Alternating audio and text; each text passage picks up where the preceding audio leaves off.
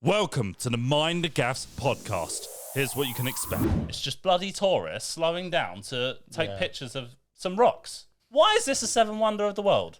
When they like to talk about things like climate change and helping the world, and then they go and fly their private jets for 15 minutes. Bill Gates, why don't you just line up like the rest of us? When I get blackout drunk, it's even worse. We don't pay good prices to then just be told, oh, pay 20% tip and then off.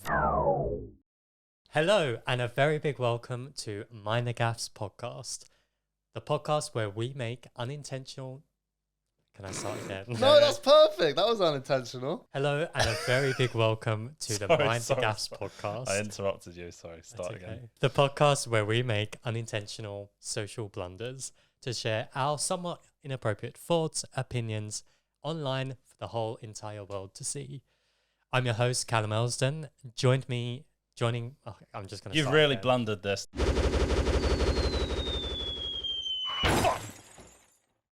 And I'm joined by the venerable Luke Hughes and Ross Pareto, both who have been very lucky enough to go on holiday this past week, at least to Cornwall and France. In this episode, we're taking a deep dive into those experiences and the many mishaps from globetrotting through to the hypocrisy of those in power who mess up everything. So, you two, how was your wonderful travels, wherever you went to? I actually went to see one of the seven wonders of the world. Okay, where was that? It was en route to a lovely place called Cornwall. I don't know if you've ever heard of it before. It's this mysterious land. I don't know why this is a seven wonder of the world. And, you know, I was having a lovely time, right? Considering the British weather's normally just terrible, I thought, oh, it's actually, you know, it's moderately acceptable. This is a good day. You know, if it's not bucketing down with rain, this is a good day. The only thing that can make this bad is traffic. Mm-hmm. Of course there is traffic. But then I think, oh, okay, what's this muppet done that's caused an accident this time? That there's no accident. It's just bloody tourists slowing down to take pictures of some rocks. Why is this a seven wonder of the world? Is it actually, though? Because I feel like there's so many of them places. They say it's just one of the seven wonders. There's natural wonders, there's historical wonders, it's just whatever or you want like it to be. renewed wonders. I mean, it was never a wonder, to be honest. Like, I just don't get what the appeal is. Yeah, I wonder why people... Maybe that's it. That's it, Ross. You've cracked the code. It's a That wonder. was awful. But no, I've it's not a wonder of the world. But I see you've brought some wonders for us on the table. Yes, I have. Yes. I've brought a selection of stuff. You know, this wouldn't be the Mind The Gaffes podcast if we didn't have some bevs. Yes. And so I've got this. This is all from Cornwall, other than the Coca-Cola. And Nice. to be fair, this wine isn't Cornish. It's Rick Steins Bordeaux. Yeah, but so I bought this in Cornwall from It's Rick from Stein Bordeaux. or Staines shop. Very nice wine. Yeah, so if you fancy some wine, otherwise I've got a large selection of rums, and this is my personal favourite. So this is actually Tarquin's, but it's got a different brand. So that says Twin Fin. But believe it or not, this is Tarquin's. You know how I know this is a good rum? There was some person I knew in Cornwall who was really, really into his rums. And then, you know, he bought one and he was talking about how much he loves rum, and I love rum and it's great, but, you know, I'm 19, 20 years old or whatever I was at the age.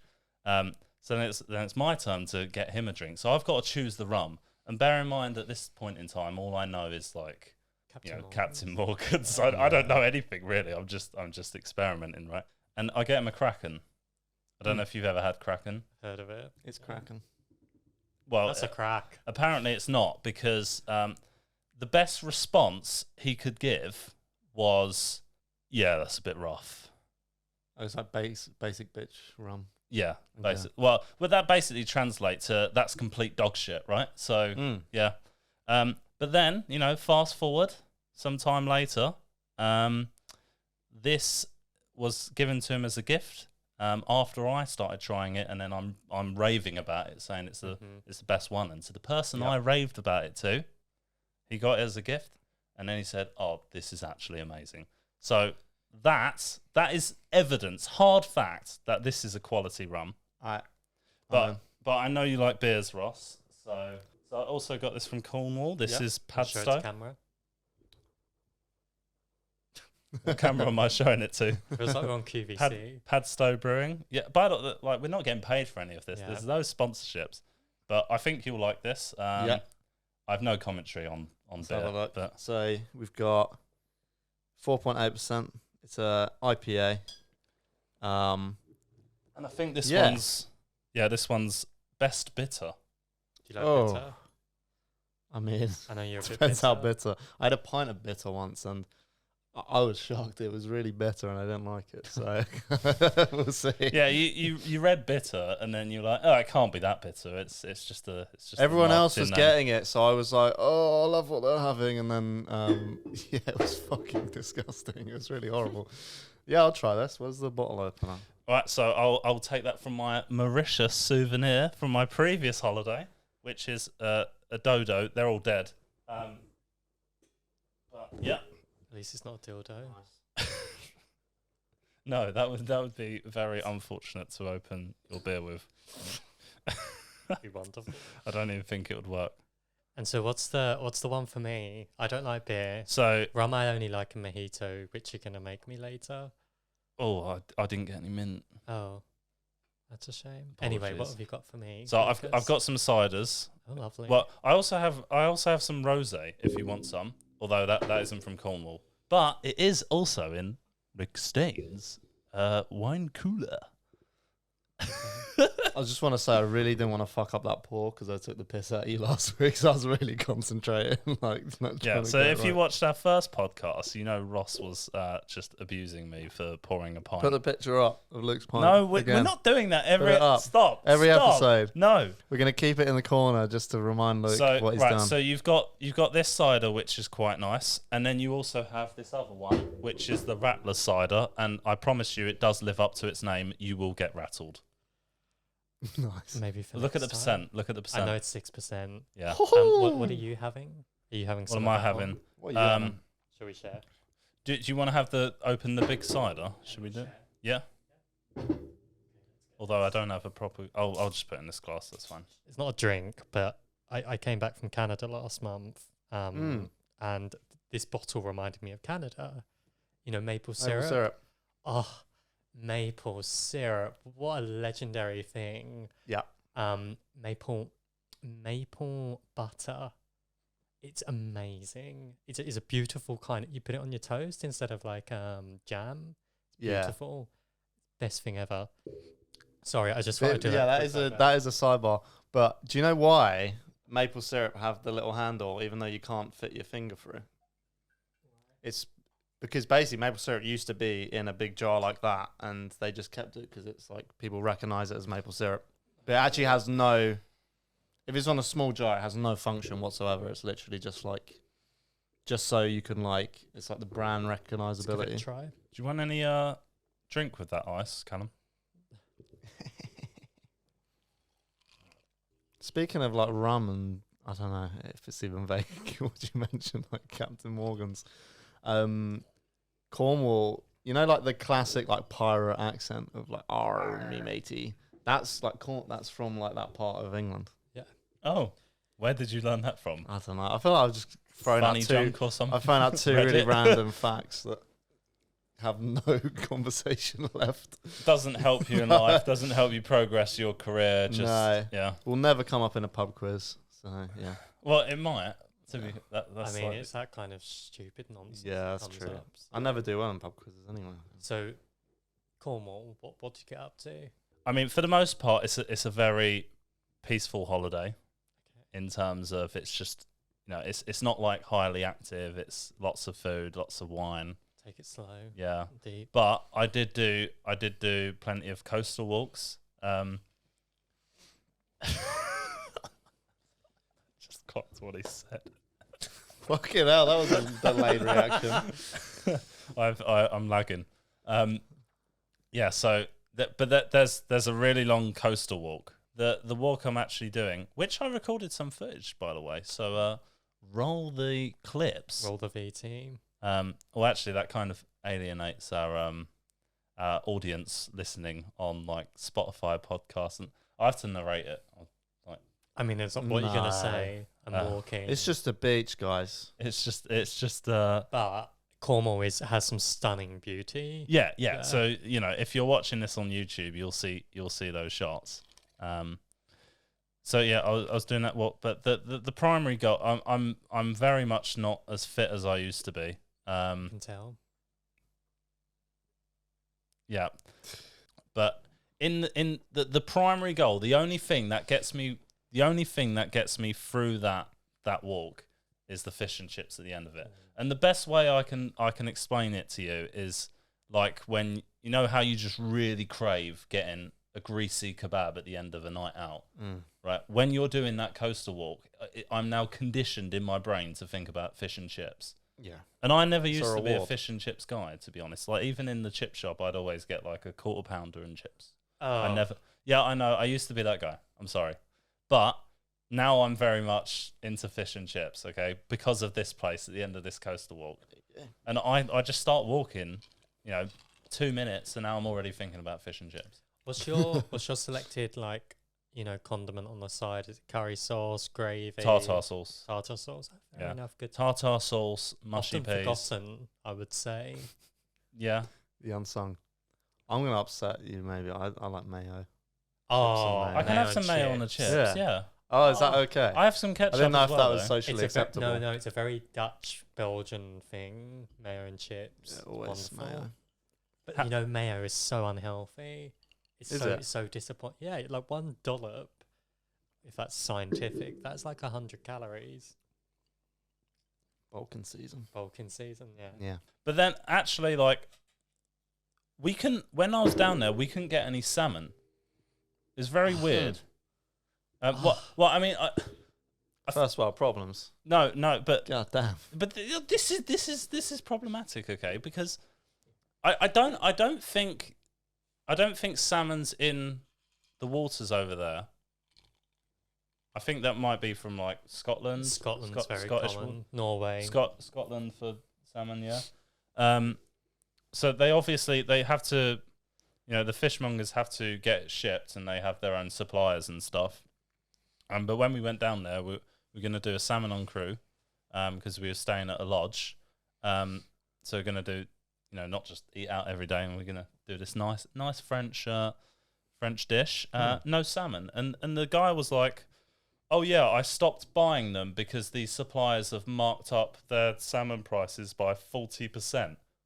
40%. That's unreal. That's mental. Like I just think, but in general, I think prices are just Wasn't there some kind completely of like wrecked. fish crisis, like with imports and Yeah, some shit?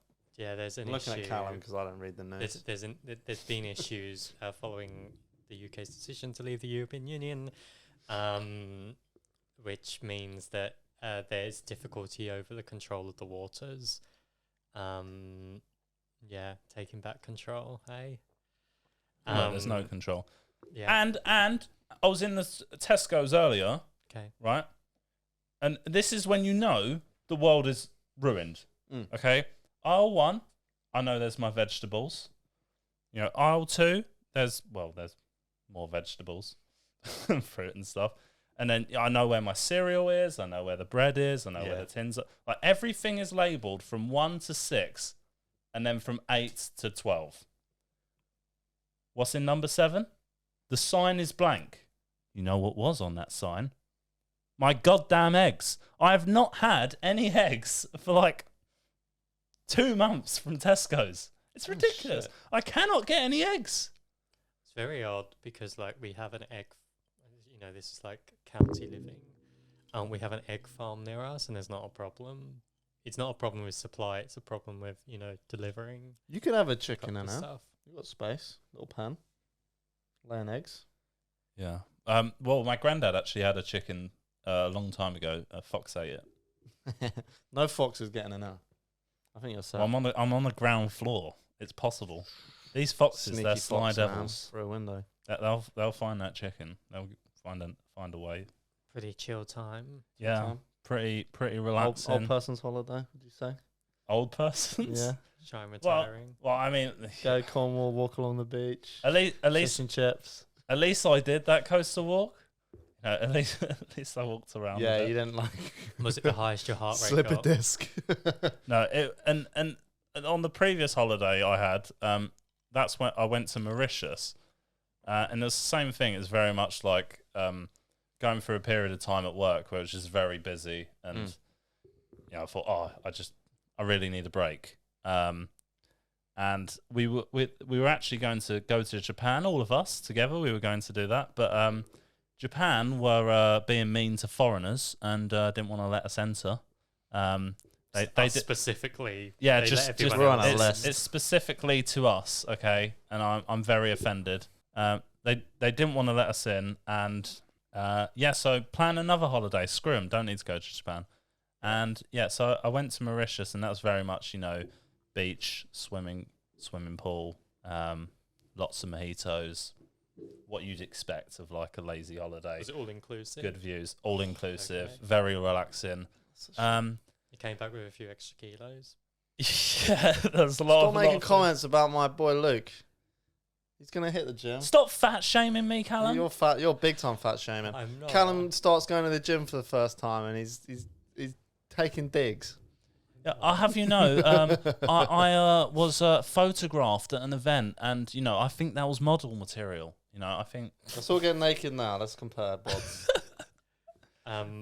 Right, but yeah, very relaxing holiday. But one of the trips I done, during that 2 weeks, oh, so good. No. All my money gone. Was I don't actually remember what the mountain is called, but Let's call it Mount Mauritius. the nickname is like Slave Mountain. Oh. And the reason why they called it that was because back in historical times, slaves, rather than go back to being slaves, they just jump off. Yeah, that's pretty deep. So right? So this is pretty high. This was a very, very, probably the biggest I've climbed. But yeah, it was that was definitely a mission, and that was like after several days of drinking heavily as well. Okay. But yeah, that's quite good. I recommend Mauritius. Did you think about jumping? As like reparations or something? Did you want me to? That needs to be cut. That needs to be cut. What? No, you're not talking about his reparations. ancestors, the shit they did. I mean, I'm not saying he was going to do it. actually, Just out think of about interest, it. Do you know what? Do you know your ancestry? Do you know your ancestry? Britain. But do you know, like mine? I know Scottish. So I think you know when Scotland becomes independent, I think I'll have a right to a Scottish passport, which will be good. Like you could get an Italian one. Yes. See. Yeah. So you don't know any of your heritage. Yeah. Well, my brother actually did one of those 23andMe or something like that. tests, right? Oh. And he's like all over Europe. Okay. I think a lot of it's same. Well, Yeah. he's my half brother actually, so it could add some additional layers. I feel that like I'm Luke looks a bit. He could be like Italian or Turkish or something. No, so when yeah. I went Turkey, I always they start speaking to me in Turkish. Yeah, you When, look. well, I mean, I've shaved my beard slightly, but when it was thicker, and I had a tan, they'll just. Do you Yeah, have I like can pale see that. skin, or do you have quite like olivey skin? I don't know. He looks a bit like. What? When I don't leave the house, I guess I'm quite pale. Yeah, fair. Okay. Yeah. Yeah. Yeah. But no, the only reason I was wondering is because obviously it's highly likely that some of my ancestors were involved in that kind of thing. Because Scotland, as much as they tried to, pretend they weren't, they were like as much in it as the English. Yeah. Yeah. So you enjoyed the mountain even though you've been drinking for many days. Yeah. It was a very long trek. Made longer by this girl we were trekking with, who for some reason decided to wear the shortest jeans Like they weren't shorts; they were like high cut Mm. denim jeans. So you kept tripping up because you were staring at her ass. But to be fair, when she's in front of you and you're climbing up, You I mean, can't- yeah. I made my best efforts not to look. You know, I don't want another Karen going. My eyes are up here. You know, I don't want that situation. But Yeah. it's Fair play. But like, what's he doing? Like, why are you not dressed for that? You're literally going hiking up Slave Mountain, and you're wearing those. What's so wrong stupid. with you? And then, of course, she had lots of cuts and bruises, Yeah. and just slowed us down massively. And then she was dehydrated and all sorts. It was a nightmare. Yeah. Good view though. Of her ass. No, I meant. Oh, sorry. Sorry. The mountain side. Yeah. The view. Yeah. Sorry, I miscalculated that one.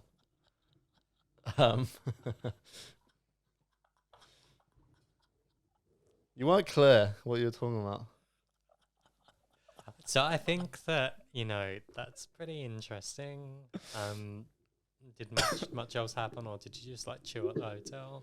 I mean, there was only one other trip, which is really nice. It was like, typical boat trip, see the waterfalls, have some. Actually, a couple got another couple got it was their STD? honeymoon. It was their honeymoon. It was their stag do. Did you say? I said an STD. Well, potentially. I don't know. I'm not one to. It's a long hike. Stuff happens in those mountains. People get lost in the woods. Shit goes down. Well, I would hope they're still happily married. But yeah, they so we were there with these guys having this meal because they're on the same boat trip as us, and they pre-ordered lobster, and they didn't want it. They just wanted the normal fish. So I was like, free lobster. It was the nicest lobster I've ever had, and it was free. And then when I went to order lobster again, I didn't realise it was like 60 quid because lobster's so expensive. So, yeah. Nice. Shall I tell you about my holiday? Yes, I'm very excited to hear about it. Look, Yeah, dude, I'm so- even wearing a skiing hoodie right now. Yeah. So Callum was in. I didn't go to France. I went to Austria, but Oh, sorry. similar kind of To thing. be fair, I had no context of where you were going. That's all right. So yeah, I You were went going to Österleigh. So I had someone I know booked the whole thing, which is I didn't even know where I was going until I got on the flight. So I don't blame you, to be fair. But yes, I went on a skiing holiday.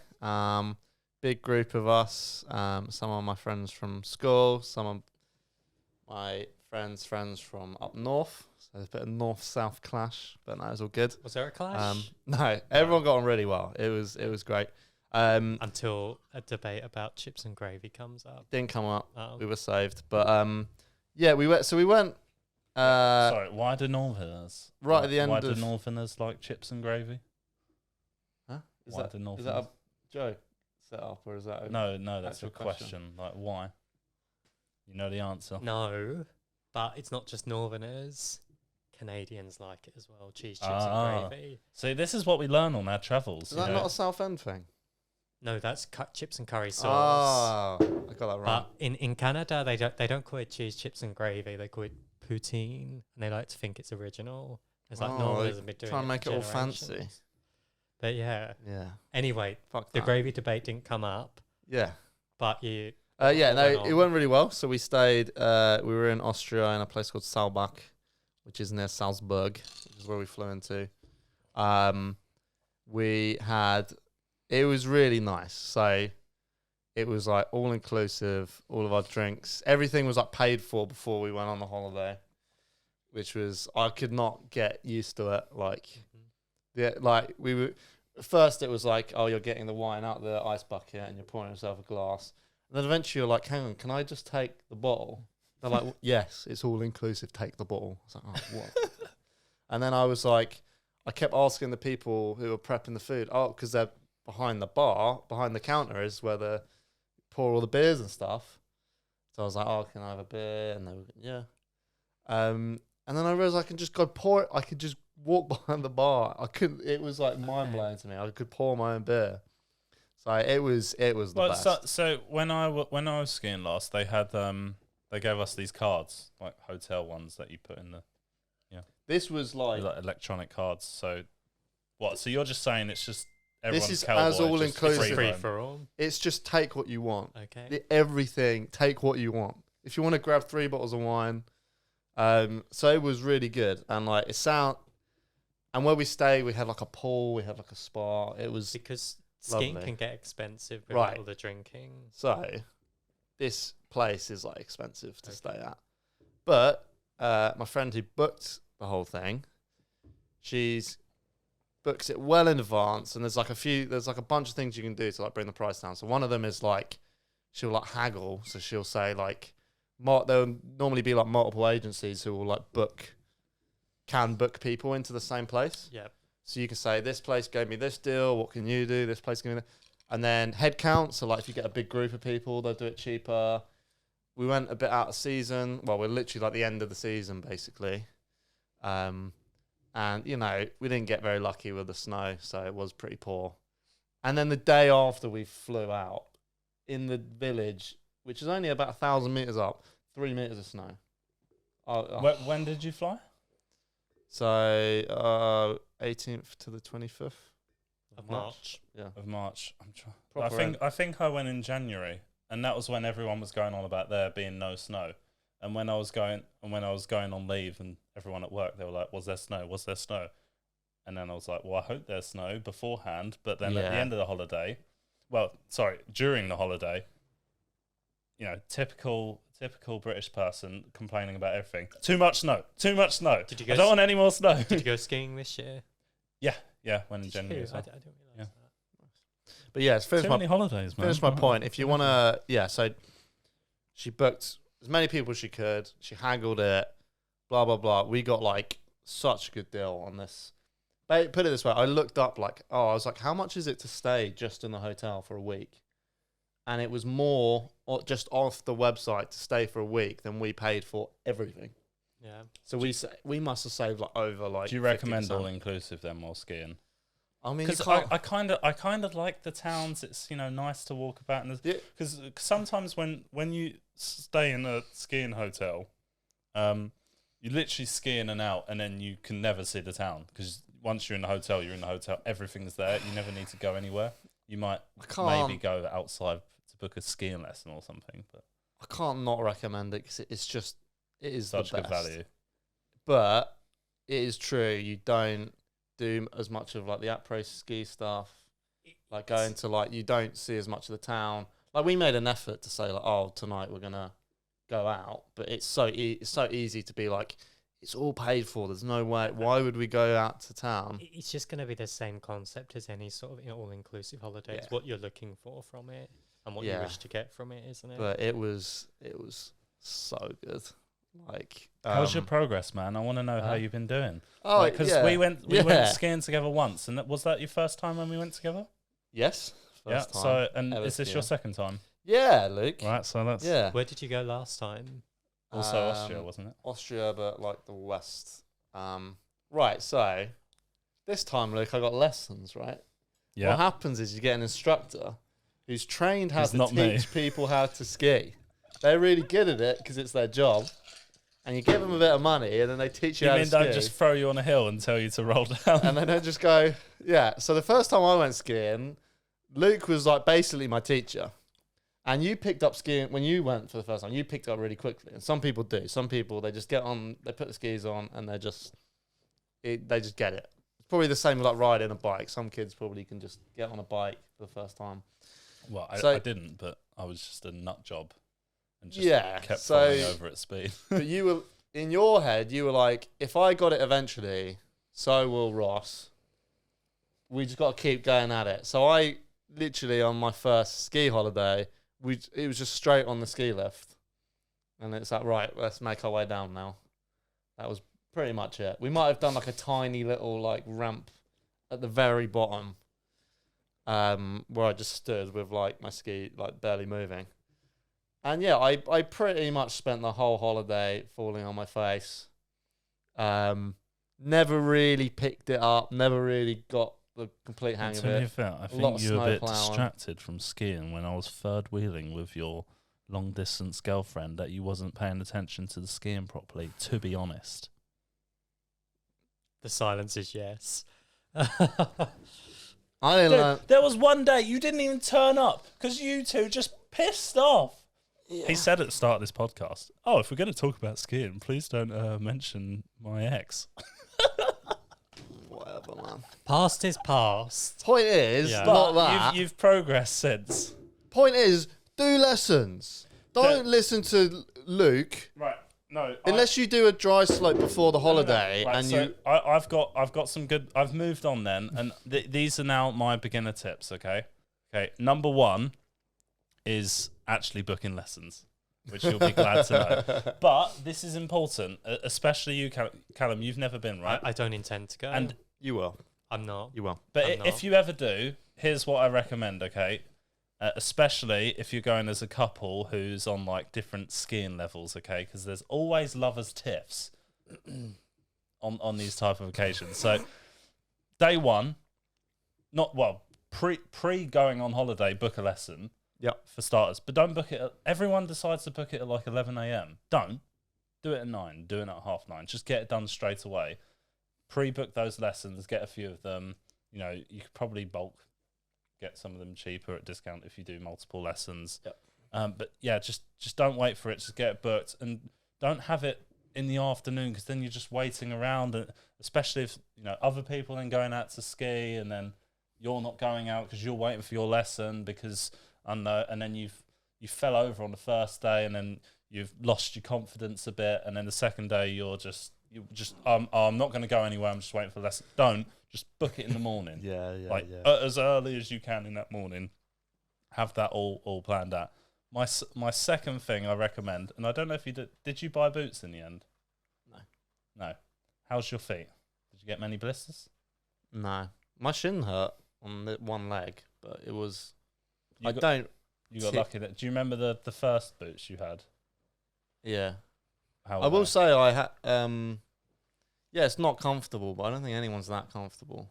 No, it's so much more. I've never had any.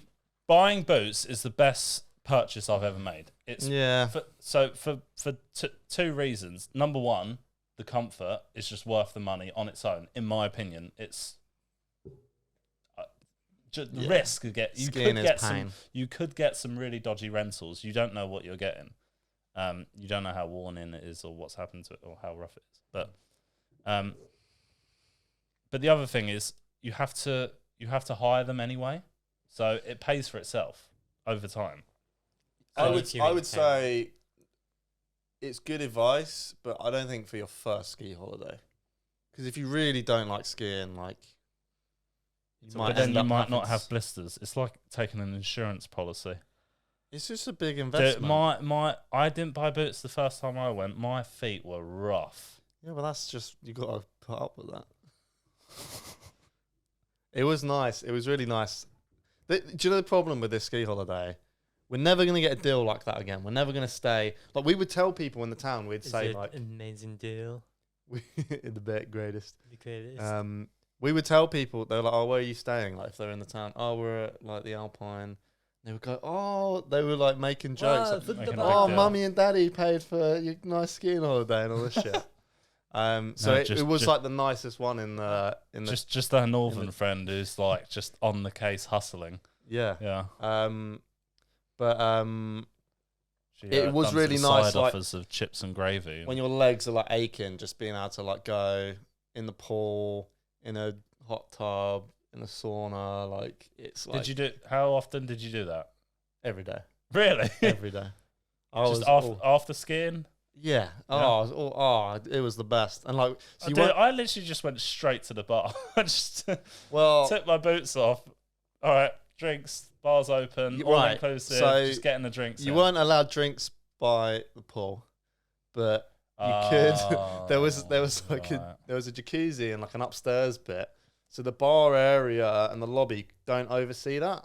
You can only see that jacuzzi from like the 4th floor balconies and stuff. But you also didn't want to get caught carrying a bottle of wine into the pool area. So there's like a nude sauna area where you could get a lift up to the jacuzzi, but you had to go through like the nudie sauna. So it's like, I don't really care. But yeah, so you just take the bottle, put it. I went to the bar. I went to the bar in like a robe and like Right. white flip flop things, Well, that's not very nude. and I was like, You got oh, can I have a bottle of wine, please? And he was like, you taking this to the spa? And I was like, no, up to my room. Yeah. It's like they don't. I don't think they actually really. So anyway, point is, we would go sit in the jacuzzi and just like pass. We were passing around a bottle of wine like a joint or something. It was pretty funny, but it was So kind of got a bit of everything, but it was too nice because I'm now gonna go have a normal skiing holiday where I don't have all inclusive. you're now privileged. It's too. Yeah, it's like if you. I don't know what a good analogy is. It's like if you buy a really expensive pair of headphones, you can't then go wear a pair of AirPods because you're like, oh, you know what good is. So my next. Some people only think that Apple is the best, though. That's Yeah. I disagree. Anyway, But yeah, so now my next ski holiday is going to pale in comparison. However, we did have really crap snow. It was bumpy, and it just made it, for me, it made it more exhausting. Like by the end of the holiday. How do you turn over the molehills? Well, I would. can you define I'll what try a and- molehill is? It's just a bumpy bit of snow. Okay. So a perfect slope is just flat, but there's all these bumps. Moguls. I don't know. It's usually off piste, but sometimes when it snows quite a It lot. was poor quality, so it's all bumpy, and the bits that weren't bumpy were icy. So it was just like the worst Right, okay. conditions, basically. But the easier thing to do would be to turn on the moguls. Yeah. Yeah. So I turn over the hill a bit, but it just made it more tiring because I was like, it was just not good conditions. But it happens. I mean, I think next year we'll probably go in January or something and just Yeah. assume it's going to be better. Yeah. Don't even The sweat Alps it. is really good as well, especially because I went to Val Thorens, which is the highest altitude in France, I think. Is that the Yeah. Evian thing? No, The Evian logo? no, it's not. No, Evian. not that. But about the location. Is that the mountain on the bottle? Oh, I don't know. Who knows? I don't know. But yeah, because that was such high altitude, it always had snow around there. It's actually a really good place to ski. Yeah. And then the further down you go, obviously, less snow. So I take it you didn't do any black runs then? No, I did reds. I didn't do an entire red. I would do. It was almost like You were mostly on blues. mostly on blues. It would be like tactical. Like in fact, our first red was because I led everyone the wrong way. There was like well a right done. and a left. Well, the thing is with directions is me and Ross have always been terrible. We just follow Callum. So when Callum's not there, me and Ross just follow each other. So classic. But- I'm not going to trust you with a skiing map. It's actually worth making a mistake because everyone. You tried it. A lot of people. Basically, there was like a après ski like lodge, and the only way apart from walking back uphill, you would have had to walk uphill and then get back to the blue, which is like exhausting. But there was a little offshoot down to the right, so the blue slope was to the left, where is where we should have gone. But the only way to get down while being a lazy bastard without walking up is to go down to the right. So I was like, let's just go that way. And it was steep to the point where like if you stuck out your pole, you're like hitting. Like if you face backwards and you point, you're hitting the hill. It's like steep. It's not crazy. It's not a black run. It's not like a death. Yeah, just for context, do you know what the different types ranking. of runs are? No. No, we probably should have started with I this. mean, I have, as an international travel blogger who has a very successful small website that's not award winning. Called CallumElson.com. You can follow me at Kelston blog. I do not have any experience of skiing. So green run is easy mode, blue run is medium, red run is Should we just go right? it's still easy, that's but hard technically, Yeah. and then a black run is very hard. Greens like that, blues like that, but really Yeah, wide. You've got What loads kind of incline for our audio listeners? audio listeners can get fucked. I can't be bothered. I don't know what degree it is. It's a little steep for a blue. It's a bit steeper each colour, so Each the colour. green is the easiest. And then it's like factors like how wide is the run. If it's like a really narrow but not so sticky. It might be a red because So it's it's like whether they're thick or, not. no. No, it's not to. Callum, you could ski, man. You could be a blue cruiser. I'd rather not cruise. You want to fly down the hill? Flying down that hill. No, I think I've just never really been interested in it because I just it doesn't grab my attention. Dude, this would be my sell. Do you like traveling, and do you like sports? Any kind of sports you like? Not really. Any kind of activity you like? You like That's walking? so vague. You like walking? You like the gym now? Okay, you like but you like seeing beautiful sights. Yes, I do. But Okay. I also like. I'd much rather. This is my point. If I'm gonna spend £2,000 or £1,000 on a holiday, I would much rather go somewhere I want to go But what I'm trying to say than is, somewhere that you're just gonna say, "Oh, you should go." but what I'm trying to say is, it is beautiful. Like if I'm you go sure to it like the is. French Alps, and then you're not just seeing one site and then walking around. You're skiing. Yeah. Yeah, you could just blue cruise and go on the green runs and it's and you're seeing so many. You're so going many to different places. You're going to and different it villages. looks like the first time I went skiing, I've got massive nostalgia for it. It's just so beautiful. I was trying to explain it to my friends like before the holiday who hadn't been. I was like, there is nothing like it. Like you are exploring a mountainside. You're just looking at like a horizon and seeing nothing but just mountains for miles and miles. It is incredible. so There's nothing like it. So as you know, I do a lot of traveling. As you know, as I might have mentioned. Mm. So for example, similar kind of thing. So I spent 5 weeks in the Philippines last year. Beautiful country, over 7,000 islands, different cultures, beauty throughout the whole country.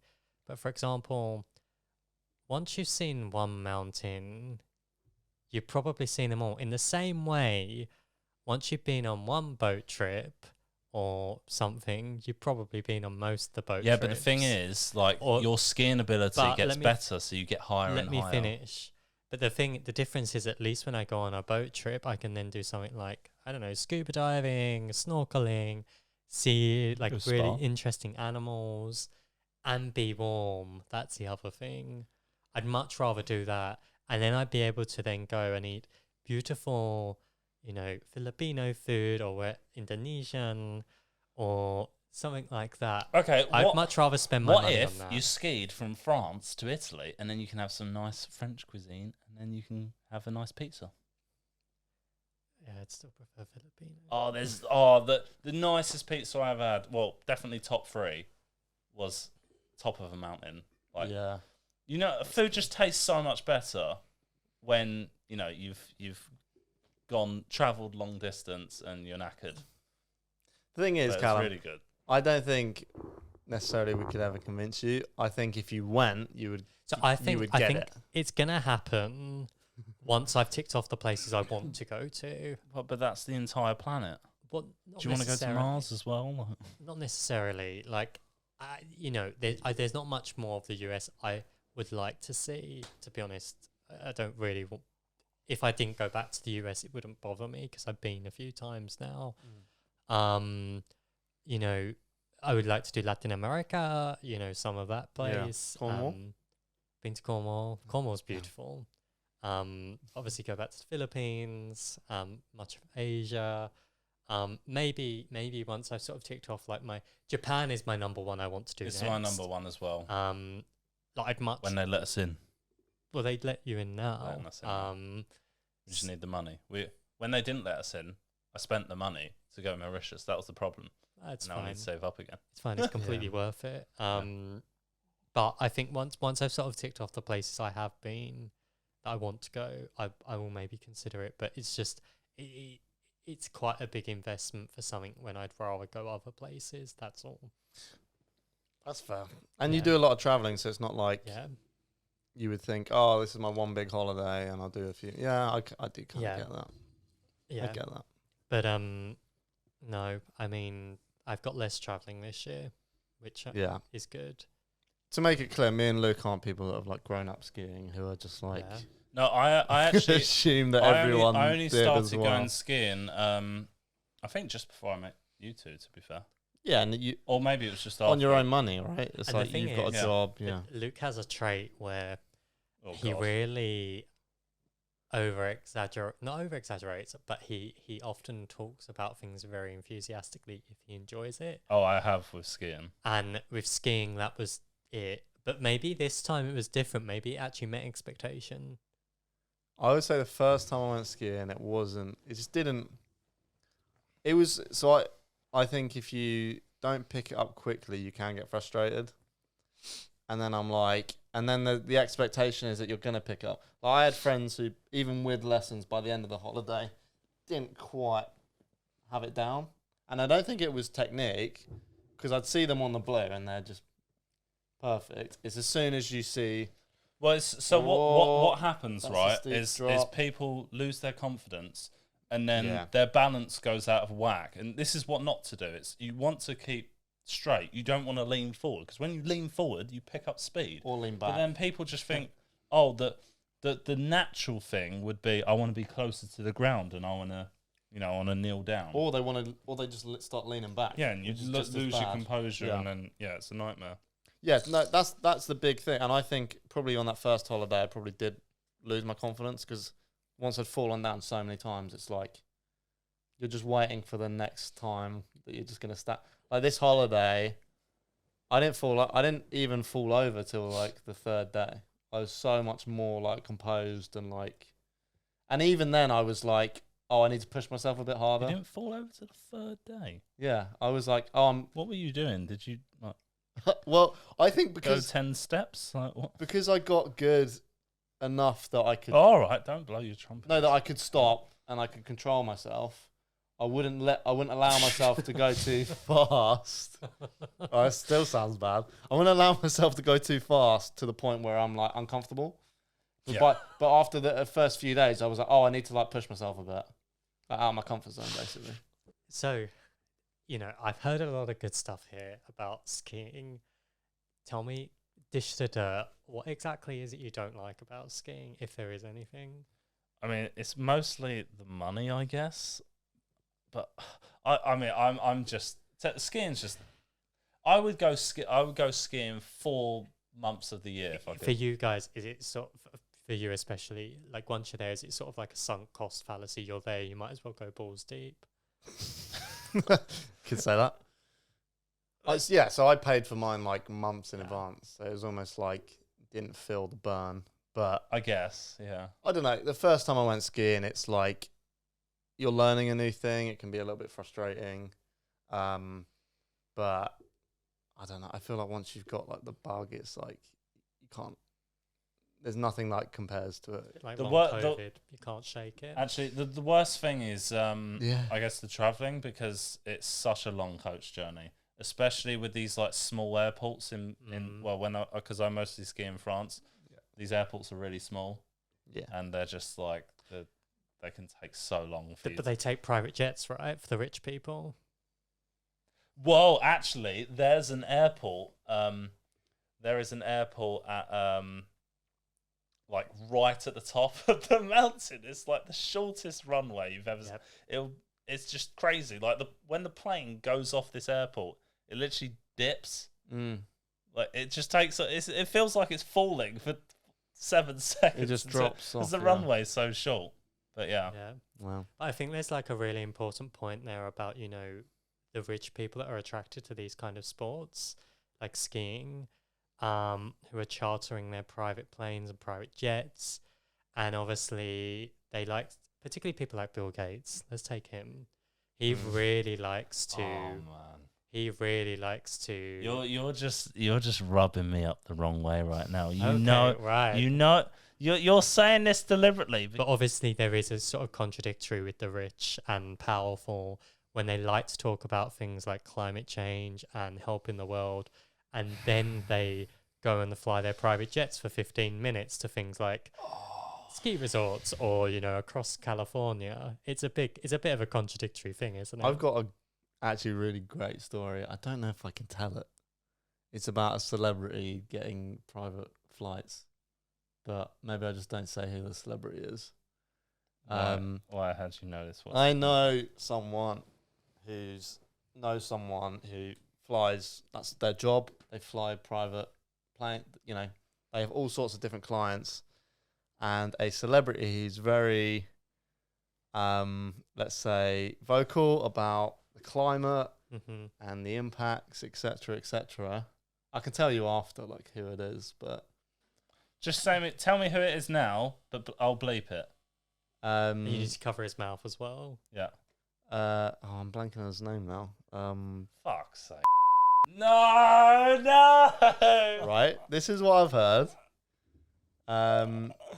This famous person was shooting a movie in London, and in the evening would fly private to Spain, to like Mallorca or whatever, to party. Right. And then would fly back to London to shoot the movie, because you gotta party in. I'm already giving away the accent now. I mean, America's a big country. You got a party in Spain, man. Got a party in Ibiza. Yeah, baby. Or probably flew there as well. Oh man, this is just like and that's just But the I think hypocrisy. the hypocrisy Man. goes all the way from the billionaires all the way through to the government, doesn't it? Yeah, look, my problem is, right, so with the Bill Gates situation, and I guess in the similar unknown celebrity you just mentioned, Ross, you know, they're saying specifically, they're saying, oh, I offset my carbon, so it's fine. They're like, oh, it's okay what I'm doing. I can keep doing these bad things, you know, even though I don't need to, because Bill Gates, why don't you just line up like the rest of us? Entitled prick. I mean, Microsoft's great, but yeah, it still annoys me. But they're saying, oh, it's fine because, you know, I offset. I do so much good things for sustainability. I can keep these bad practices alive. It's You're buying your way out. You're like, oh yeah, I'm a massive hypocrite, and this is all contradictory. But I've chucked a load of money at like carbon offsetting, which we all know is nonsense and pseudo-science bullshit. Yeah, you're just throwing money at the problem. And it's like, oh, I will continue to do anything I actually want to do and not compromise anything in my life, but I'll still lecture to everyone else. I will say I do think there is a place for carbon offsetting, because I think that there is corporations are doing activities which ensure that they try to reduce their impact, but some industries cannot fully reduce the impact of necessary activities. And I generally believe that, yeah, we do need to go some way to reduce our carbon, but I think that carbon offsetting can help a bit, but I still think the point stands that we do all need to reduce it. So my problem is, yes, we need to do absolutely everything we can at our disposal to reduce ultimately the emissions that are, you know, ruining the environment, or causing climate change and emissions. So those things, if they can, you know, if you can reduce that in some way, great. But the problem is it's used as an excuse to carry on with the way of living. It's like, how can I develop these technologies that aren't there yet to reduce the problem that needs to be addressed now? So such as carbon capture, which the UK government has recently liked to talk a lot about. Yeah, it's just an excuse to let's help balance the books by, you know, these carbon capture technologies will help us get there by these years, so we can carry on letting people fly around in private jet. Why don't they just make that legal?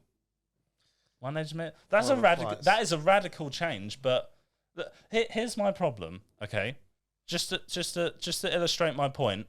If you're in a business, say you're working for a company, right, and any business, and you know, it's the 80-20 rule, and 80% of your revenue comes from, you know, a select few amount of customers. You might have 200 customers in total, but maybe you have like 5 that are key ones that most of your revenue is coming from. Therefore, the logical response would be to keep those customers happy, target them. You know, Mm-hmm. if that's where your money's coming from, you need to spend time on that, right? Yeah. Now relate that to climate change. Me using one single use plastic bottle and then it doesn't get recycled. That's a drop in the ocean. That doesn't make a problem. Yeah. The problem is the richest 1% of people who cause I can't remember the exact figure, but it's around this. It's over 50% of the problem.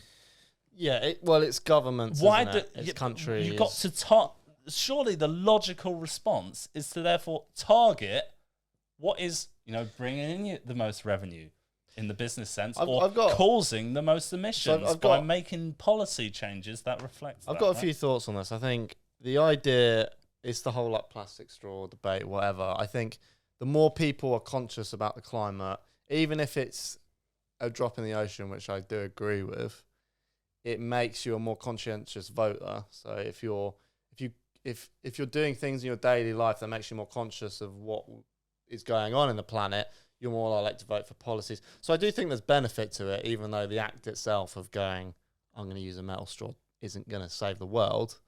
And then I think to your point, for me, it all comes down to money. All of these countries that are doing the most damage to the planet are China, India, a lot of these oil-rich countries. Recently, yeah. In recent times. Historically, it would have been the UK. Right. Yeah. But in, these countries, and a lot of these countries don't sign up to the same climate policies. As nations, people don't want to give up business opportunities. People don't want to say, we're not going to do business with this country. But surely that's up to the government to make that. If they really care about, not ruining the planet and causing complete, absolute catastrophe. Yeah. But look, short-term greed. Sure. Look, as individuals, we should all do something.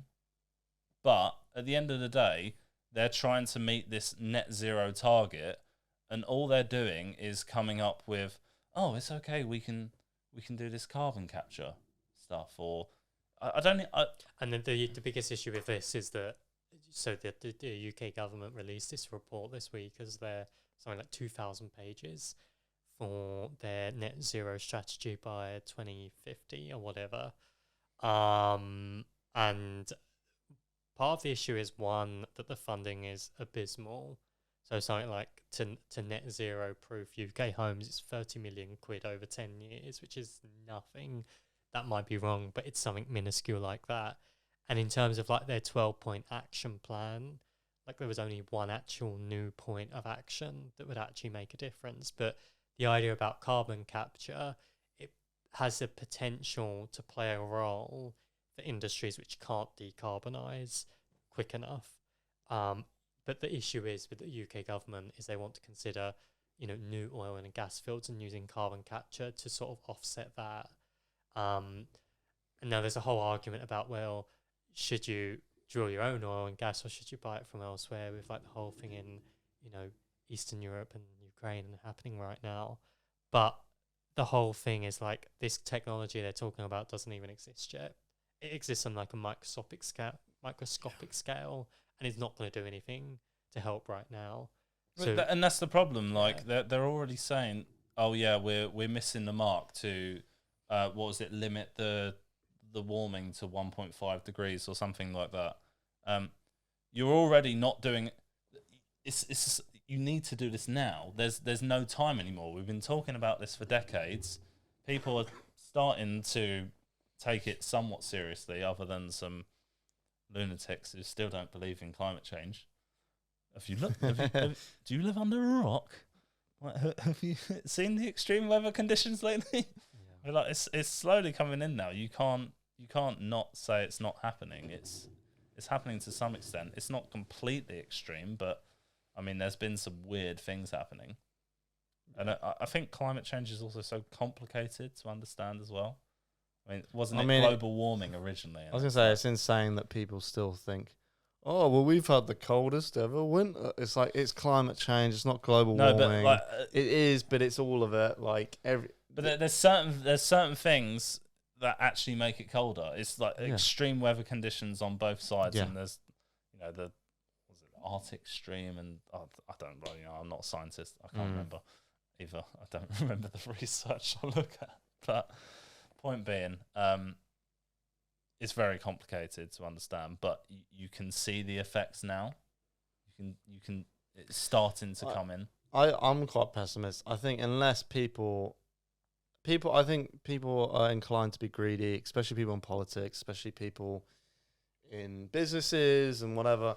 Unless people can actually take a moral stand and say, we are not going to work with this company, with this country, because they don't meet X expectations or based on the damage they're doing to the environment, we're never going to see the change.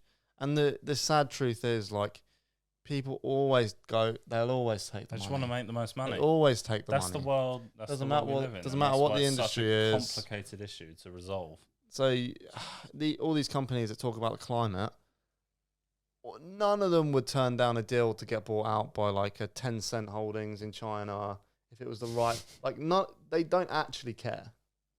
Like, it is capitalism. It's like they'll take the money.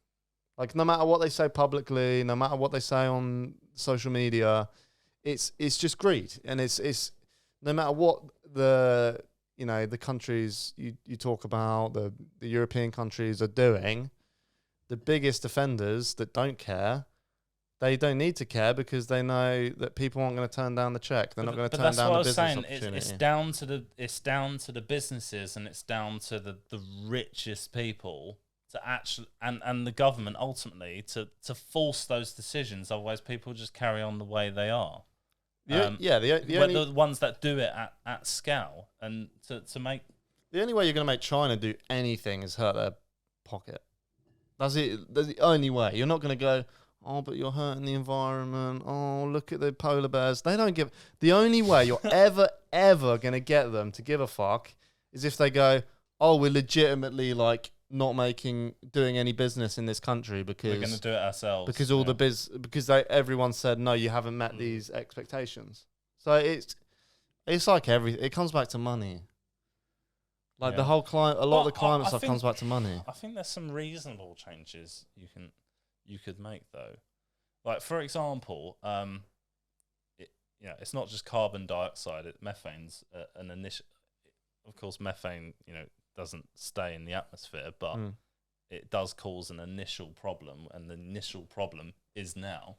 So you need to resolve that, right? But then the extreme arguments that people go to is, oh, you need to take a plant-based diet, and you need to just eat leaves. It would help. It would genuinely help the planet. It would help, but I think that's like that almost turns people off. It's like too much of an extreme. But I think a reason, and it's so impractical. Yeah, but I think a reasonable position to have would be to just reduce the amount of red meat you have. It's not even healthy anyway. Like, if you want to have a healthy, balanced diet, don't have so much red meat, and you'll be doing the environment a favour. And then, supermarkets the supply will go down. Yeah, but how do you make that change? I don't know. Is that something the government have to do? Can businesses, like in canteens, stop serving red meat for starters? Or can schools not do it? Or can they reduce it? Or, policy changes of some sort of healthy eating thing? I don't know. And not only would that just save land in general, because they use a lot of land for that, I guess. But, there's a lot less methane would. Yeah, I think the red meat thing, I think you're talking about a level of social change that I don't think is ever going to happen. It's social changes on so many different levels, because the end result is, it's too negative, isn't it? But I would, on the meat debate, I think unless they get to the point, like, there's articles coming out about them, like, growing meat in a lab, or like without the need for animals and stuff, which I do think, as technology is always improved, like, that will be a thing one day. But I think in terms of like the the idea that any significant percentage of the population are going to stop eating red meat. But that's what I'm saying. Like, because you go to someone, you say, stop eating red meat, stop eating steak. And then it's just, well, no, piss off. And then I you like get my someone steak. on the radio, What- so it's saying, you know, can you grow? Yeah, and then cement Piers Morgan's like, I love my as steak. I trees love or my something steak. Like that. That's the best. That's a wonderful interview. But what I'm just saying is, reduce it. Because if everyone reduces it, then it's good for you. I get your point. I think on stuff like that, it's like, I just think we're, as like a species, we're too, meats, it's too much part of us, is like the consumption of beef and pork. And But there's Did Right. you say that? I don't think, if I was putting my money down, I would say we're never going to But we have move the to, needle Ross. on that. We have to.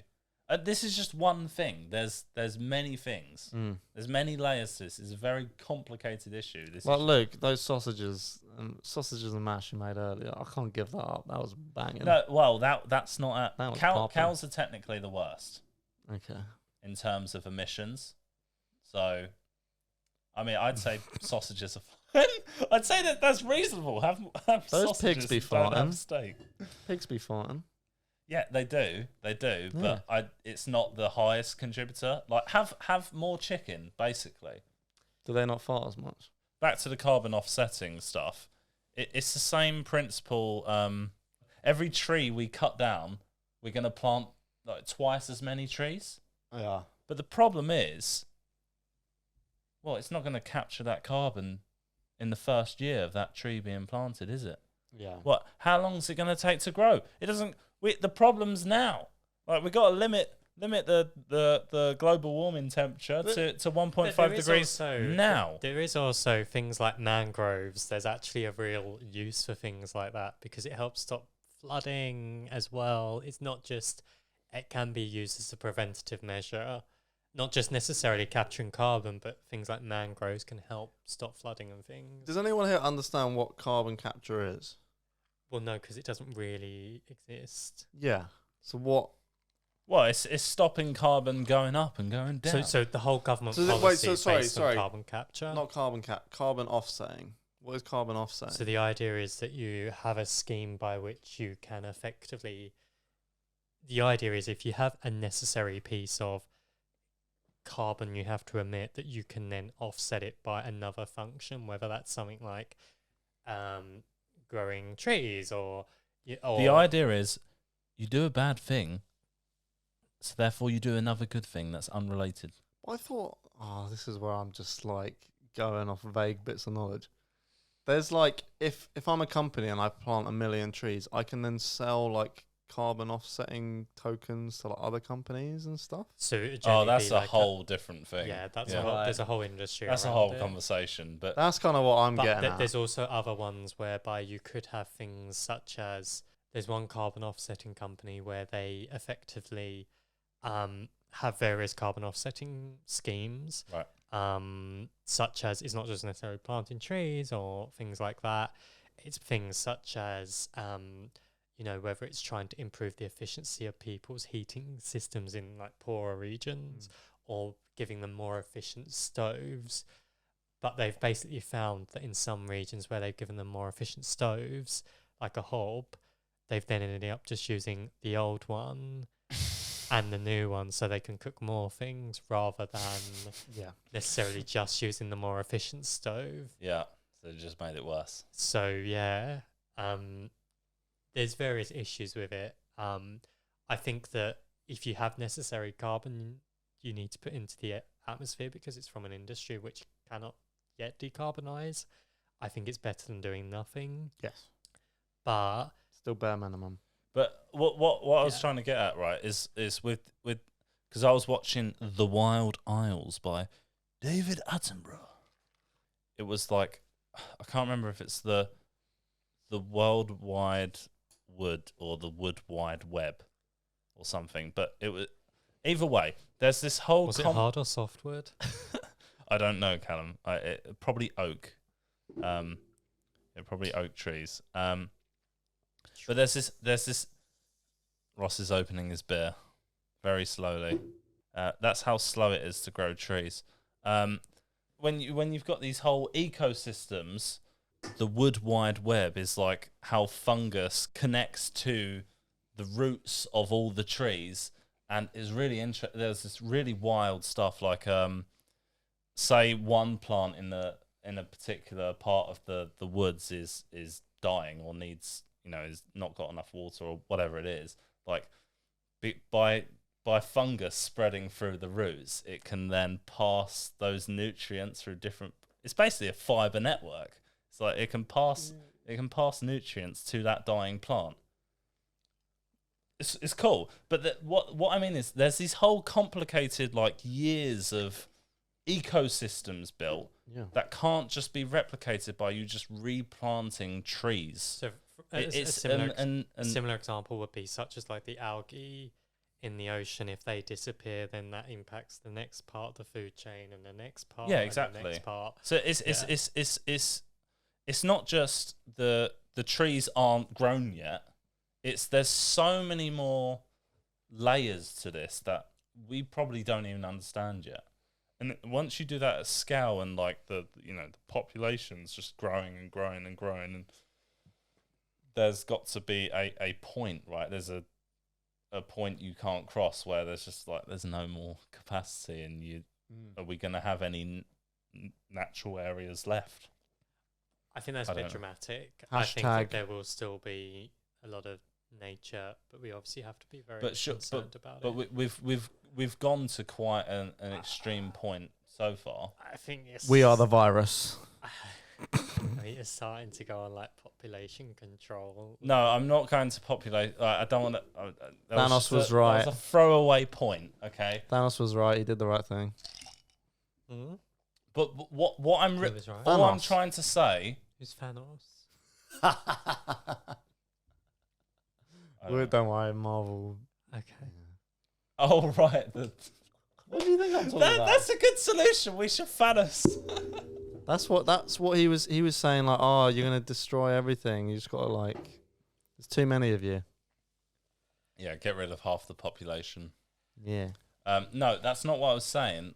All I'm trying to say is you can't just resolve your problem by doing, causing these problems and then just saying you're planting trees and it's fine. Yeah. Basically. Yeah. That doesn't resolve the issue. Hear ye. But yeah, well, something that I find slightly depressing, but not as depressing as that conversation we just had, is tipping. Oh, that is quite depressing. So I think this is something us Brits are very passionate about, and it seems that our European friends are also. Now I'm just looking at my laptop because I was scrolling through Twitter, once I got past all the nude men that seem to just crop up on my tweet feed. That's the algorithm. They just rock up. I know, rock hard. What have you been looking at, Callum? So it just appears. That's what she said. It knows. It knows what it knows. It knows what it knows. But a tweet came up from a user called @Madison_Tate, who said, LMAO, I effing hate Europeans sometimes, on God. I'm guessing that this is also correct. On God. The table just left $70 on a $700 check after chilling for, all caps, hours. My manager even asked about their service and they were, all caps, over the moon On God. about my service. So he explained the customary tip is 20%. And they were like, okay, and left. Now, when I read that, I felt quite proud of them fellow Europeans. I get the whole tipping culture in the US. I get that. But the whole point is that wages are low. That's not don't have a problem with the tipper. That's not their problem. I have a problem with the company who are charging $700 for that table and not paying their staff enough money. Tipping, unless you're giving me legendary service, tipping, like as much of the world, shouldn't be a part of our culture. So is this a thing where like because I don't know, it's like the prices of a meal about the same here? Probably, yeah. Right, so it's exactly the same, but they're expecting more tips. Expecting 20%, yeah. Right. So in America, I don't know if it's all states, but they can pay you less than minimum wage because Why? your tips can make up, Yeah. get you to minimum. So like the average wage includes the tips. So How like fucked is that? you'll see job adverts which might say $15 an hour, but that will include the tips. But ultimately, How is that a thing? I mean, it's the whole thing. with Fucking America. late stage capitalism gone fucking buck wild. You man. know, that is more depressing than climate change. No, Because no. is it affecting my bank account? But if you had a bill, let's say, you know, at Christmas we went out for a nice dinner. Steak. I mean, only red meat once. We were talking Red about meat once a week. Yeah. I want red meat every day. Mm. Yeah, basically, you know, we went out for a nice meal. We went out for a nice juicy fat steak, and we enjoyed it. You know, we all proper wolfed it down, and you know, we paid good money for it. The Yeah. staff in there are being paid probably 12, at least 12, 13, 14, 15 quid an hour. At least a minimum wage. At least, yeah, national living In the wage, whatever context that of what we're is, talking which is about. probably for our They're American nice- listeners, they're nice $20 uniforms. an hour. $20 an hour, let's call it that, before Liz Truss came in. $20 an hour. And then I've got to pay another 20%, 25%, let alone go to a coffee shop. Coffee, What 20%. what's our actual service charge then? Was it It's like not- 12.5? About 12.5, but you can decline it. It's not mandatory. Yeah, but that's different. so awkward. Feels No like one- mandatory. It's like I think I've only done that once in my life, of like not paid the Yeah. service charge. I remember when we went to what was it?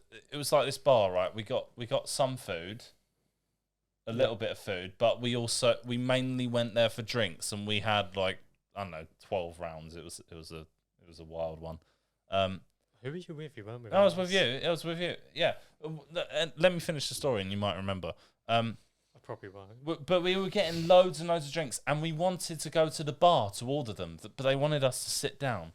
And then they put the service charge on every single drink for like over Right. 4 hours of us sitting there. And we were just like, no, I'm not paying 12.5% on every single drink, because that added like several hundred quid. Yeah, I would have picked it up And myself. and we wanted to go to the bar, but they didn't let us. That's the only time like I've made a fuss of not paying for the service charge. Right. But other than that, it's like it's 12.5%. You just pay for it. But 20%, that hurts. Like But- that's Going, you know, like you go in the US. Like I said, I was in Canada last month. It wasn't a thing there, but in the US, you go. They turn their iPad round, and you go to pay for your coffee, which is what, $5, and then you've got like, do you want to give a tip? 10, 15, 25%. When you go to pay, there's no 0%, or except in small letters at the bottom. yeah. And it's like, you're going for a coffee, you're spending £4 on a coffee, and you're expected to give a tip. That is ridiculous. oh my god, coffees in general wind me up. Why are coffees £4 I or mean, £6? this is a What? tangent, but yeah. I'm going on this tangent right now. And I mean, you don't even like coffee. I don't even, even tea or hot chocolates. What are the margins on that? It's at least 90%.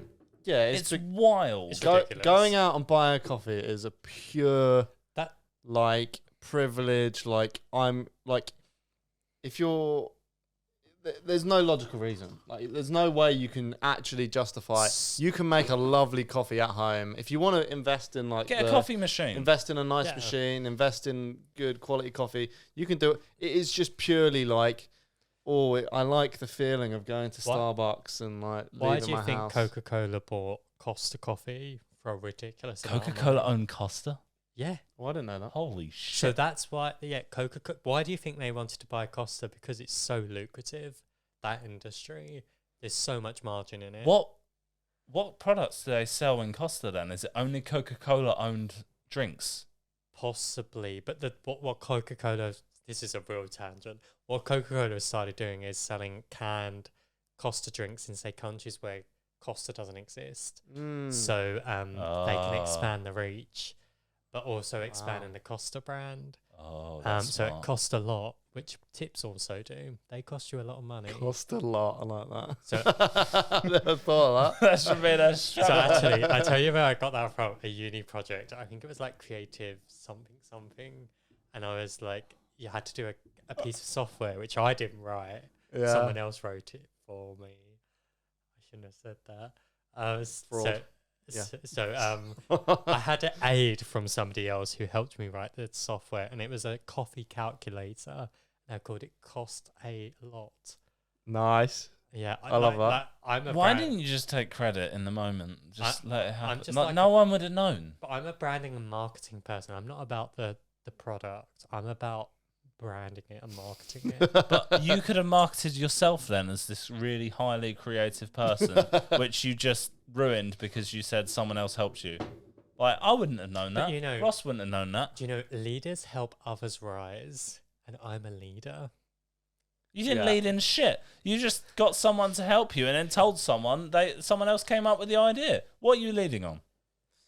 Well, I gave them the idea. Who came up with cost a lot? I came up with Cost a Well, Lot. then that's genius. Yeah. That's all I'm saying. And I Oh, yeah. think that, the one thing I will say is that the whole tipping culture is something that really pisses me off. And Yeah. I would rather just include it in the bloody price, man.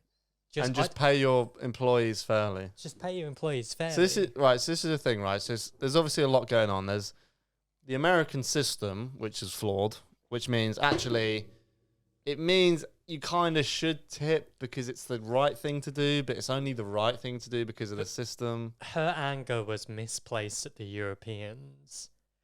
Ultimately, she should be mad at that is allowed in her country, not that the fact Yes. that the Europeans are used system. to it. Yeah. And we'll get the second part of it is the idea of hanging around a long time. That's another discussion, which we'll get to. Yeah. I think another thing which hurts tips is we now have like a cashless society because Yep. if back like I don't know when I stopped What? using cash like consistently, it's so easy to tip because you chuck in a fiver, keep the change adds up to if every time you Keep buy change is very useful. if yeah. every time you buy a drink and it rounds up to a fiver, keep the change. Do you carry cash with you? No, Yes. not anymore. I mean, I always carry 100 40 quid. I have like 40 to 60 quid on me. Yeah, just in case Never something spend goes it. wrong. Just in case Yeah. someone's not paying their tax and they only accept cash. So I think this actually is underappreciated how much that hurts tips because like my auntie used to like wait you would collect a shocking amount of money from like Leftover 20p, coins. 40p, Yeah, 60p. Like that doesn't happen now. Now it How do is. you think I made my pocket money like go far? So I think It's the like part loose of why change. it's mandatory is because like now that we're all card and there's no like everyone chucking a fiver at the end of the meal. That's so easy to do. So I think that plays a big part. Like these waitresses and people in these jobs, like they lose out on a lot.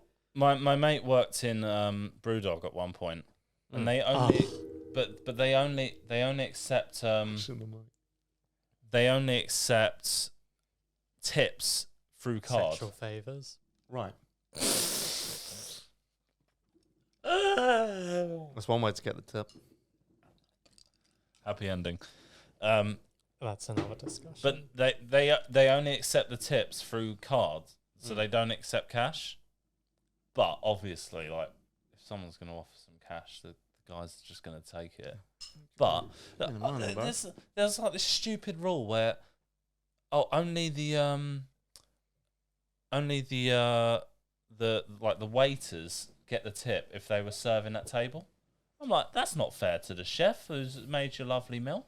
But like when it's through the card, it gets split throughout that business, right? So however much they made, then it'll get split equally throughout everyone. But if it's cash, it's just it. They're like, oh no, we don't accept those tips, and then it just goes in the waiter's pocket, and that's like a rule or some. Or at least maybe it's only in this one location. Yeah, but the idea of it spreading equally can be problematic because you get business owners. Also, if I'm if I'm giving great service and I'm getting loads of tips, and then some businesses will collect all the tips and just split it equal ways between everyone. It's like, well, what was the fucking point? It's everyone that's working that shift in that building. No, I disagree. But the chefs have got to get it right, at least. You know No, what but the biggest- I would say you just pay the chefs you pay the chefs fairly, You pay and a then the fair people wage. doing the service Wow.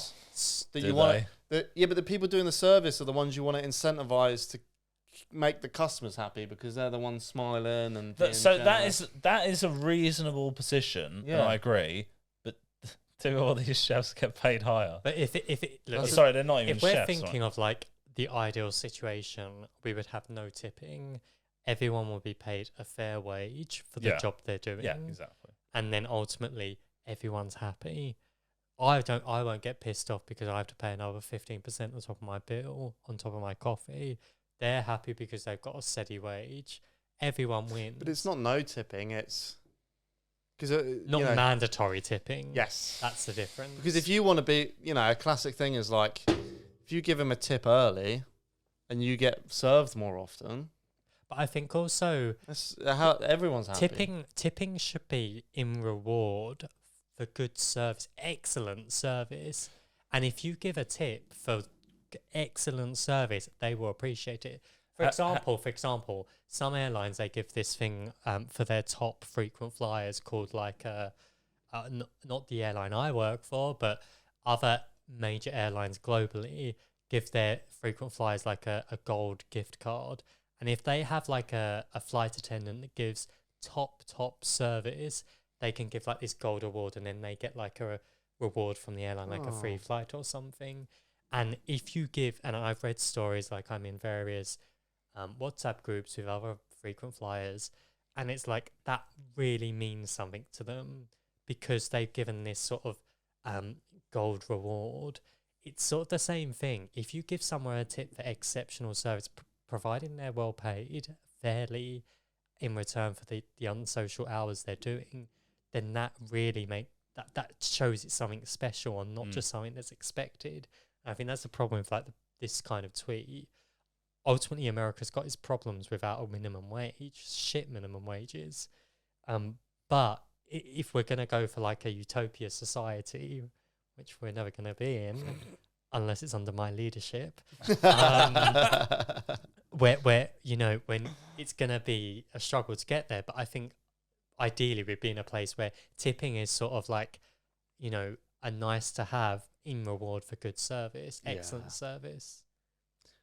Right. So the second part of the debate is the idea, the Americans basically complaining, they're hanging around for hours. They're enjoying themselves They're too hanging much. around for hours. They didn't tip. They're putting their feet up. They're not...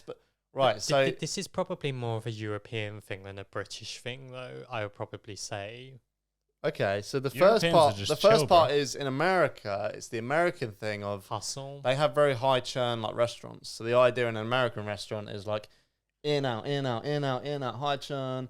They're going to come in, they're going to pay, they're going to come when in, I they're go gonna for a pay. dinner, I don't want to be like, shoved in and shoved out. Right, I want to so, enjoy my. I'm paying Shove it in. I'm paying this tip Yeah. amount for that So time. from the Americans' For the experience. perspective, they're like, oh, he's hanging around for ages because they're so used to that. Like, people come in, they eat their food, they leave. Like, there's no hanging around, there's no drinks, there's no dessert, there's no chatting. I mean, there's definitely dessert. Have you seen the size of them?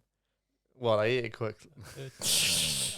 Listen, we got problems here as well with obesity. I mean, I don't, but Honestly, he starts hitting the gym, he gets all cocky.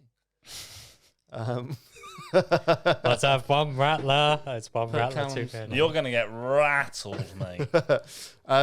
This program has been brought to you by Rattler Original. I almost want to go for another hour just to see the impact of the rattlers on Callum. You know, it's not hitting me yet. Oh, it's gonna come. Don't you worry. Yeah. So, give Ross it will 10 feel the minutes. heat later. So the European restaurant culture, and like we'll get onto like the UK side. The European, I'm ignoring that. European restaurant culture is You want to feel you have your meal. It's like your whole evening. It's like they want you to stick around. They want you to have drinks. You They want want it- you You want it to be long and Yeah. steady. long and steady, not too. Strong you and don't, stable. you don't want it to be over too soon and be disappointed. You know, Nice tea, mate. you want the right level of tip to be given. All these things. So that I think that's the other part of it, which is like this like American restaurant culture of like in out in out. What do you reckon? Yeah, I think I agree with you because if you go to like somewhere like España, España? España, and you have a nice bit of you know, a nice chorizo sausage, you know, in your paella. Paella? Was just sitting at the mesa.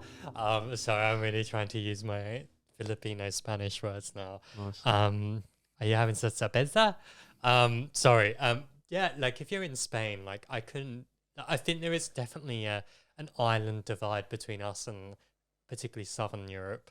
I think we are slightly slower than the Americans for our meals, but we're not quite as late and slow as the Spanish or the Portuguese.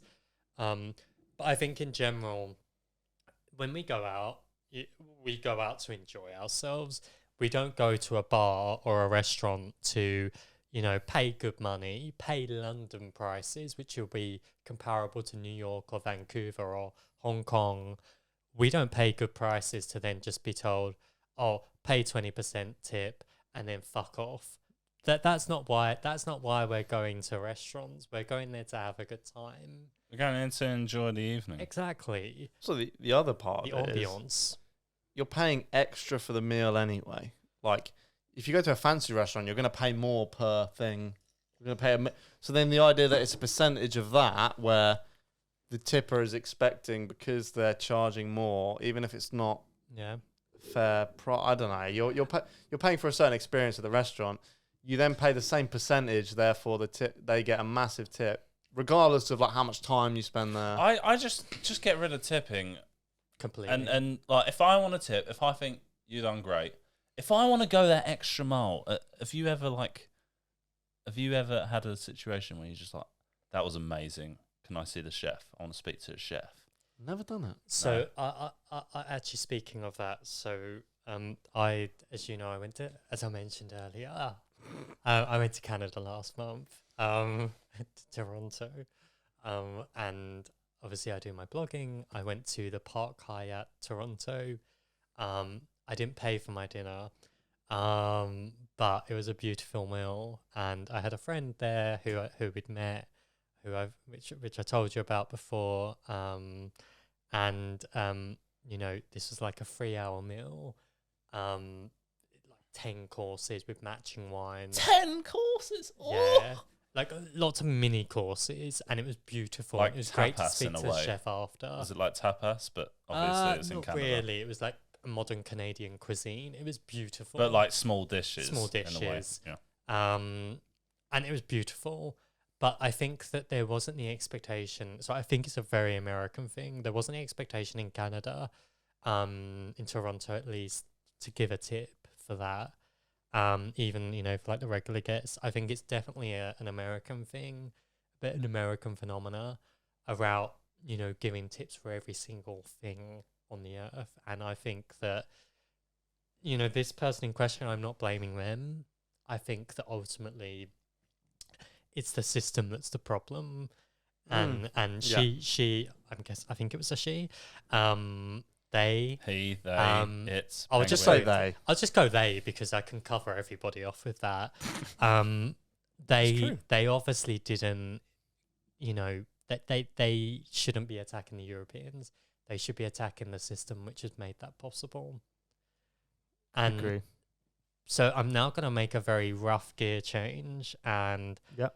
so another name drop. I went to South Korea in November last year. And, you know, I quite like... Is that why, like, you're just, when you came around mine the other week, you cooked a Korean dish? Well, Korean fried chicken is amazing. Yeah. You're in the mood. I was in the mood. So I bought a bottle of drink from Korea, I would love to say it was from like some really expensive alcohol store, but it was actually from a Family Mart, 7-Eleven.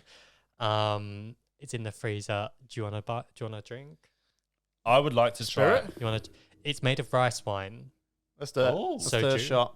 Yeah. Oh, probably we're got that going to wrong. the other side of the world, folks. So actually, no. Well, Actually, my I would bladder is. recommend for those of you listening, visit career year 2023-24. You don't have to get an electronic visa waiver, so it's a great time to visit. You can send me my money later. So let's have a At Callum, at Kelston, Kelston blog. at Kelston blog. CallumElston.com. It's a really good blog. I really like. He's put some great bits up there.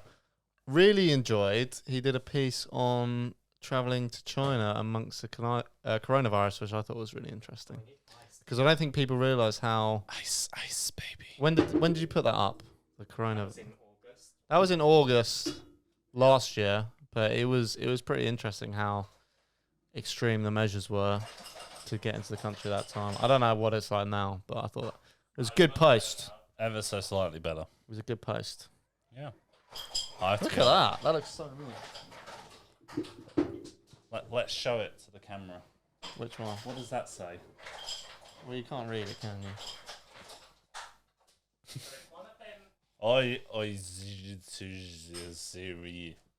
So it's a bit like some. It's a bit like some gins. It doesn't freeze, so it goes super cold, such the as like whole Premium soju. soju from 100% pure rice distillery. So, There are bits. can you pass me the shot glass, please? 25%. We are getting splodonkled. So, I've never actually had it, but the main That Sorry. doesn't give the me main reason I confidence. bought this is because I liked the bottle, and I think it was like 2001, which is like something really cheap. I don't actually know how much it is. Nice. So I bought it for the bottle more than anything. So I am taking it home. I'm not leaving it here. But this is the first time I'm opening it.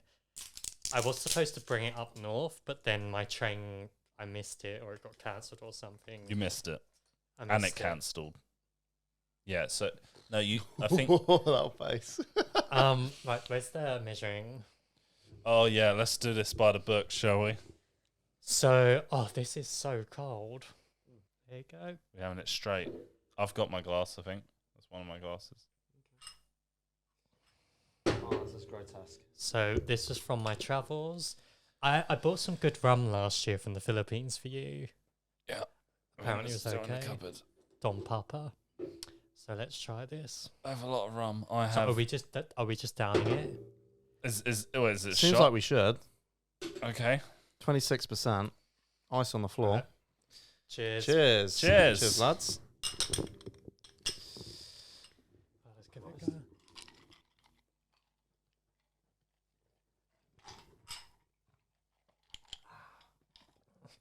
Actually, not as bad as I thought it'd be. It's not good. Oh, fuck Not as me. bad as I thought it'd be. Callum doesn't do his shots very well. I like tequila. Did I do the whole thing? I hate tequila. I mean, Oh. Lordy. Well, ladies and gentlemen, you're about to see, not Callum. my nipples are going hard. This is Callum 2.0. His nipples are going hard. Give me a moment. Thank you, Callum. You guys all have like alter egos. Like Ross is when he gets spladonkled, he turns into a new person that's called Bros. He starts brossing out. Yeah. Callum, Leave it there. yeah, I get even more inappropriate sexually, yeah. and I've had it very. Let's leave that there as well. No, well, can I just say one story about Bros? Just one. Oh, is it about the? The sleeping. No, the I was going to talk about dominoes. yes. Yeah, I'm going to go with dominoes. Right, so we're at This is rough. we're at a I'm just going court. to sink into my We're chair. we're at a corporate event. Okay, right. We're at a restaurant. No, I think that's an exaggeration. That is an Okay, was there a are like post-work 10 people drinks. from the office there. Yeah, but Colleague. they were Okay, cool. They were a lot cool of colleagues people. of a lot. There's a lot of cool people, but there was a lot of just normal working people who you wouldn't want to embarrass yourself in front of. Okay. Yeah, like Mr. Apprenticeships. Yeah.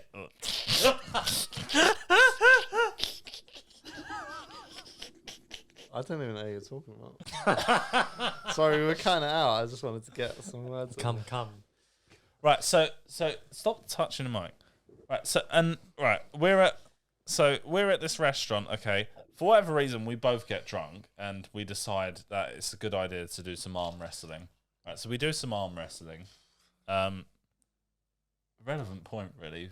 Just to illustrate kind of how you was trying to show strength and No, brightness. you missed Strong and stable. You missed the step, which is before we went for the meal, we got fucked up. We had like a lot to drink was that in Simmons? in Simmons. Yeah, at Simmons bar. We Yeah, had a lot to drink. Yeah, we had Shots, everything. They had a lot of drink. They had a lot of sex with a lads, which is basically their way of renaming sex on the beach. And Don't know Simmons why is like they our think they're cool. favourite bar chain. Shouts gonna out talk- Simmons. We're gonna shout out Simmons every single episode, so they know that we love Simmons. And for when we do our special collaboration with them. Yeah, we're gonna visit.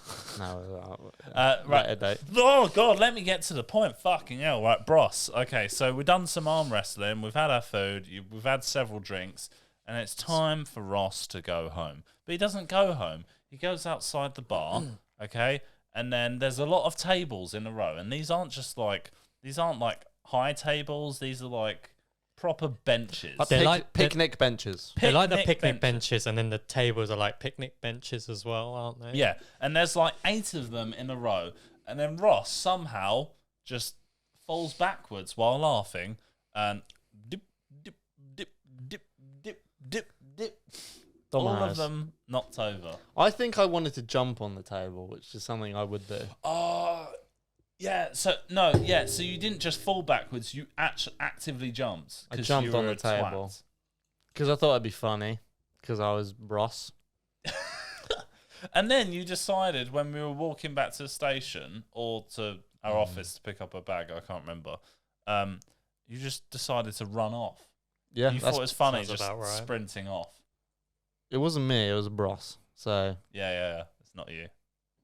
yeah, I think I have a That's a picture good from that summary. night. Bros likes to do. So I have a shit sense of humor. When I get blackout drunk, it's even worse, and I'm even more annoying. And I like to run off and hide. Really? And that's a pretty good summary of like how I get. You also, when we go... So no, I have the exact. This picture was from that night. I remember this picture happening. We were in the Mexican restaurant, and I actually somehow look better which- than I thought I would. strangely, that Mexican restaurant closed like 2 months later. Yeah, so maybe it had somehow. something to do Maybe all with their it. tables They were had to broken. repair all the They tables. couldn't fund it. Yeah, I sunk the business. Not only did our arm wrestling like break the tables inside, it broke the ones outside as Yeah. well by you falling over them. Sunk the business. Yeah, no more furniture. Well, I think that was on a slightly more positive note this week that we finished. We covered a lot of interesting topics, I think we will say, from, travel, your travels, my travels, callumilson.com. Subscribe, like, share, and go and watch the videos. Send hate mail. Subscribe to our YouTube channel and our podcast. Forget about Callum's blog, okay? No. Anyway, we're all part of the Hugo Media family. It's all good. So, anyway, thank you very much for listening or watching, and I hope you enjoyed this podcast. Be sure to like, subscribe, and share, and click that notification bell down below. And comment and add to your watch later playlist, and watch it all the way to the end, and repeat viewing on our shorts, and just every single thing that boosts the algorithm. Thank you very much. Create an email chain and say if you don't pass this video on, you're going to be haunted by a ghost for the next 48,000 And also tell it years. to all your family and friends and even your neighbours. But yeah, thank you very much for watching and listening wherever you are in the world. I hope you have a wonderful week. Unless you're in And- America, go fuck yourself with your tips. Or make change happen and vote for a good politician. We'll see you next time. Goodbye. Bye. Bye.